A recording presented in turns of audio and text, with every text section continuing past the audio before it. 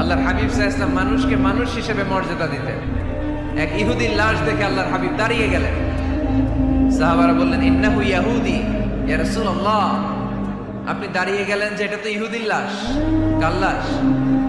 আল্লাহর হাবিব সাল্লাল্লাহু আলাইহি ওয়াসাল্লাম বললেন, আওয়ালাইসা নাফসান, এটা কি মানুষ না?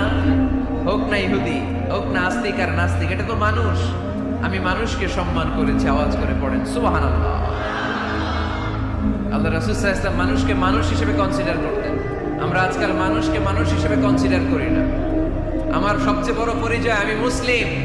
কোন পীরের মুরিদ ওটা পরে, কোন দল করি ওইটা পরে, সবার আগে আমার পরিচয় আমি মুসলিম, আমি মুসলমান।